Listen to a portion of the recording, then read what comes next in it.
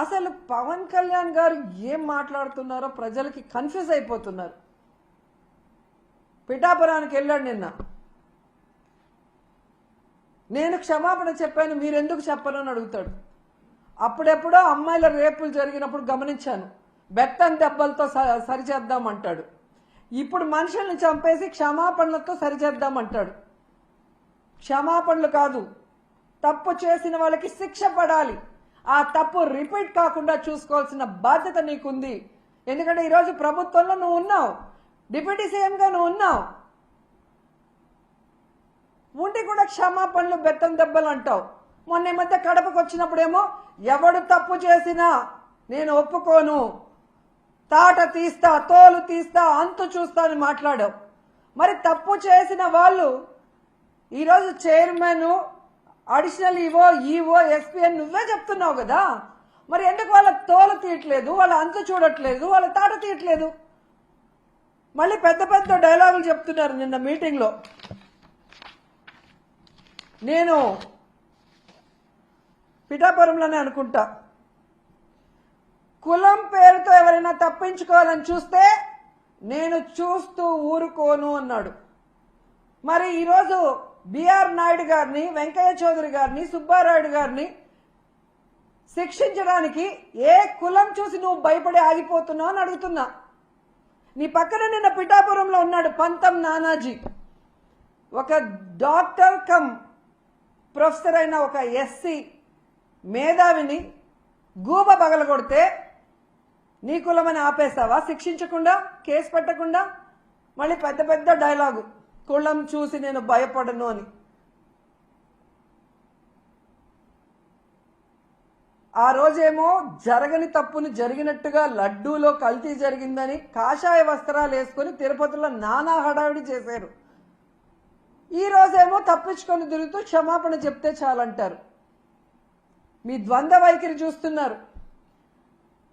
ఏదైతే తెలంగాణలో సంధ్యా థియేటర్లో తొక్కిసలాటలో ఒక్కరు చనిపోతే 14 మంది సినిమా హీరోతో సహా థియేటర్ యాజమాన్యం వరకు 14 మంది మీద కేసులు, క్రిమినల్ కేసులు ఫైల్ చేశారో, ఈరోజు చంద్రబాబు నాయుడు అవసరం లేకపోయినా కుప్పంలో మీటింగ్ పెట్టుకొని అఫీషియల్స్ని తిప్పుకొని ఇక్కడ 6 మంది ప్రాణాలు తీసి 60 మంది గాయాలకు కారణమైనందుకు ఆయనతో సహా టీటీడీ పాలకవర్గంతో సహా ఎస్పీతో సహా అందరి మీద క్రిమినల్ కేసులు నమోదు చేయాలని డిమాండ్ చేస్తున్నాం. ఈ దేశంలో ఉన్న అన్ని న్యాయస్థానాల్ని కోరుతున్నాం. దీన్ని సుమోటోగా తీసుకొని తప్పు చేసిన వాళ్ళ మీద కేసులు పెట్టి విచారించి శిక్షించండి అని కూడా మేము కోరుకుంటున్నాం. ఎంత బాధాకరం అంటే, నా చిన్నప్పటి నుంచి చూస్తున్నాను, కొండ మీద ఇంత తక్కువ జనం ఎప్పుడూ లేరు. టోకన్లు తీసుకున్న వాళ్ళు కూడా చాలా మంది దర్శనానికి రాలేదు అంటే వీరి వల్ల తిరుమల ప్రతిష్ట ఎంత దిగజారిపోయింది. భగవంతుని దర్శనం చేసుకోవాలంటే ఎంత భయం పుట్టిందో ప్రజల్లో మీరు గమనించండి. మొన్న జరిగిన ఇన్సిడెంట్తో తిరుమలనే కాదు, సింహాచలంలో కూడా భక్తుల రద్దీ లేకపోవడం మీరు గమనించాలి. ఎవరైతే ఉన్నారో మఠాధిపతులు బయటికి రండి. హిందుత్వాన్ని, మన దేవుళ్ళని, మన టెంపుళ్ళని ఈరోజు పరువు ప్రతిష్ట దిగజార్చే విధంగా పరిపాలిస్తున్న ఈ చంద్రబాబు నాయుడు, పవన్ కళ్యాణ్కి బుద్ధి చెప్పండి. ఏ హిందూ భక్తుల ప్రాణాలు పోయాయో వారి కుటుంబాలకు అండగా నిలబడి తప్పు చేసిన వాళ్ళని శిక్షించే విధంగా మనమందరం కలిసికట్టుగా పోరాడుదామని కోరుకుంటున్నాను. ఎందుకంటే ఈ చంద్రబాబు నాయుడు తప్పించుకునే రాజకీయాలు చేస్తారు. పవన్ కళ్యాణ్ ఏమో సినిమా డైలాగులు చెప్పినట్టు చెప్తాడు కానీ మళ్ళీ ఎక్కడా కూడా ఏం చేయడు. ఎందుకంటే అల్లు అర్జున్కి మానవత్వం లేదంట, పోయి పరామర్శించలేదంట. మరి నీ అభిమానులు నీ కోసం గేమ్ చేంజర్ ప్రీ రిలీజ్ ఈవెంట్కి వచ్చి 2 చనిపోతే మణికంఠ చరణ్ అని ఇన్ని రోజులు అవుతున్నా ఒక్కరి మీద కేసు లేదు, ఒక్కరిని అరెస్ట్ చేయలేదు.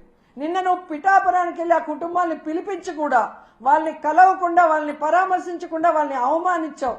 మరి నీకు మానవత్వం ఉందా అని నేను ప్రశ్నిస్తున్నా. సో ఇప్పటికైనా పాలక మండలి, ముఖ్యమంత్రి, డిప్యూటీ సీఎం ఎవరికి వాళ్ళు తప్పించుకొని ఈ కేసుని పక్కదారి పట్టించి కేసు క్లోజ్ చేయాలనుకుంటే మాత్రం మేము ఒప్పుకునేది లేదు. ఆ కుటుంబాలకి మేము అండగా నిలబడతాం. ఆ కుటుంబాలకి న్యాయం జరిగేంత వరకు పోరాడతాం. అటు న్యాయపరంగా పోరాడతాం, ఇటు ప్రజలకి అండగా నిలబడి కూడా పోరాడతామని కూడా ఈ సందర్భంగా తెలియజేసుకుంటున్నాం. ఇక మన చిన్నమ్మ గురించి చెప్పుకోవాలి ముఖ్యంగా. ఎందుకంటే హిందుత్వ పార్టీ బీజేపీ పార్టీ. 6 మంది హిందువులు చనిపోతే 60 మంది గాయపడితే మన చిన్నమ్మ నోట్లోంచి ఒక్క మాట రాలేదు. ఎవరు దీనికి కారణమో వాళ్ళ మీద క్రిమినల్ కేసులు పెట్టాలని డిమాండ్ చేయడానికి చిన్నమ్మకు నోరు రాలేదు. అనవసర విషయాలప్పుడు మాత్రం ఎంత నోరేసుకొని వస్తుందో మనం చూసాం. మొన్న విజయవాడలో కూడా హైందవుల మీటింగ్ ఏదో జరిగింది. అక్కడికి కూడా వెళ్ళి మన చిన్నమ్మ ఏ విధంగా పెద్ద పెద్ద మాటలు మాట్లాడిందో మనం చూసాం. మరి హిందువులు చనిపోతే హిందూ భక్తులకి వాళ్ళ ప్రాణాలకి విలువ లేదా చిన్నమ్మ? పురంధేశ్వరి గారు డిమాండ్ చేయరా? మోడీ గారికి చెప్పండి, ఎవరు తప్పు చేశారో వాళ్ళ మీద క్రిమినల్ కేసులు పెట్టి లోపలేయమని చెప్పండి. ఇక నీతి మాలిన రాజకీయాలకి తెలుగుదేశం పార్టీలో పరాకాష్ట ఏంటంటే ఎండోమెంట్ మినిస్టర్ చేసిన తప్పుకి క్షమాపణ అడగడు, తనని శిక్షించమని అడగడు. దాన్ని వైఎస్ఆర్సీపీ మీద తోసేయడానికి ఎంత దిగజారిపోవాలో అంత దిగజారిపోయాడో ఆనం రామనారాయణ గారు. జగన్మోహన్ రెడ్డి గారంట చంద్రబాబు నాయుడిని ఈ ప్రభుత్వాన్ని తిట్టడానికి డబ్బులు ఇచ్చాడంట.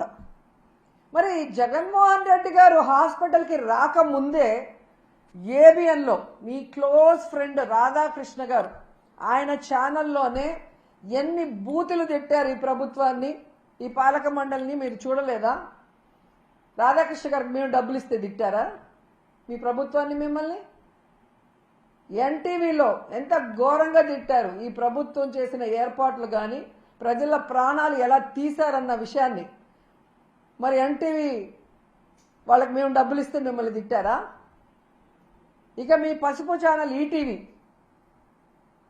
మరి రామోజీ గారి అబ్బాయి కూడా ఈరోజు ఈ ఎండోమెంట్ పాలక మండలి అలాగే ఈ ప్రభుత్వం వల్ల భక్తులు ఎంత నరక యాతన పడ్డారో కళ్ళారా కనిపించేలాగా చూపించారు కదా. వాళ్ళు కూడా మా దగ్గర డబ్బులు తీసుకొని మిమ్మల్ని తిట్టారా? పవన్ కళ్యాణ్ గారు నిన్న పిఠాపురంలో చెప్పారు కదా, ఆ భక్తుల దగ్గరికి వెళ్ళి దెబ్బలు తగిలిన వాళ్ళ దగ్గరికి వెళ్తే వాళ్ళు పడిన బాధ చూస్తే నేను కరిగిపోయాను, నా కళ్ళ నిండా నీళ్లు వచ్చాయని చెప్పారు. ఆయన కూడా మేము డబ్బులు ఇచ్చి మాట్లాడమన్నామా? ఏం మాట్లాడుతున్నారు ఆనం రామనారాయణ గారు? మీ సీనియారిటీ ఎంత? ఆ సీనియారిటీతో మీరు ఇక్కడికి వచ్చి కూర్చొని భక్తులకు అన్ని సౌకర్యాలు కల్పించి సేఫ్గా వాళ్ళకి దర్శనం చేసి పంపించాల్సింది పోయి ఇంత దిగజారుడుతనంగా మీరు మాట్లాడటం నిజంగా సిగ్గుచేటని కూడా ఈ సందర్భంగా తెలియజేసుకుంటున్నా. వచ్చిన వాళ్ళని పొద్దున్న నుంచి రాత్రి వరకు ఎండల్లో పార్కుల్లో తోసేసి మంచినీళ్ళు లేవు, చిన్నపిల్లలకి పాలు లేవు, ముసలోళ్ళకి భోజనాలు లేవు.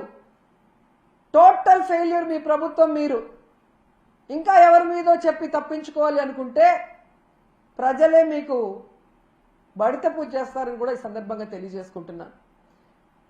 అండ్ మళ్ళీ నేను కోరుకునేది ఒక్కటే, న్యాయస్థానాలు దీన్ని సుమోటోగా తీసుకొని ఈ 6 మంది మరణానికి కారణమైన వాళ్ళ మీద క్రిమినల్ కేసులు పెట్టి శిక్షించాలి.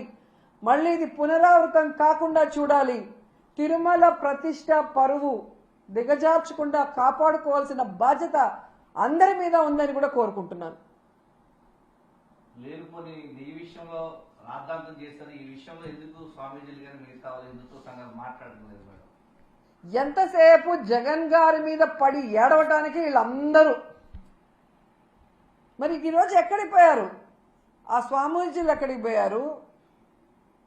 ఆ సనాతన యోధుడు ఎక్కడికి పోయాడు? ఈ ఛానల్లో ఎందుకు డిస్కషన్ పెట్టట్లేదు మేధావులు విశ్లేషకులతో? వైకుంఠ ఏకాదశి ఉంది ఒక సైడు మోడీ గారి మీటింగ్ ఉందని తెలిసి కూడా కుప్పంలో స్వర్ణ కుప్పం అని చెప్పి సెల్ఫ్ డబ్బు కుట్టుకునే ప్రోగ్రాం ఎందుకు పెట్టారు? దానివల్ల ఏమైనా ఒక్క కుటుంబానికైనా లాభం ఉందా? కనీసం మీ మేనిఫెస్టోలో పెట్టిన సంక్రాంతి కానుక కూడా ఏ కుటుంబానికి ఇవ్వాల. మరి స్వర్ణ కుప్పం వల్ల ఈ 3 రోజుల్లో ఏం లాభం? 6 మంది ప్రాణాలు పోవటం తప్ప, 60 మంది ఒళ్ళు ఎముకలు ఇరిగి హూనం అవటం తప్ప ఏం ఉపయోగం ఉంది? ఇంత అర్జెంటుగా పెట్టి ఆఫీసర్లందరినీ టార్చర్ పెట్టి ఇప్పుడు ఎవరినో బలిపశువులు చేసి అసలైన నీ భజన పరులు ఈ మరణానికి కారణమైన వాళ్ళని తప్పించాలని చూస్తున్నావు. ఎంత సిగ్గుచేటు.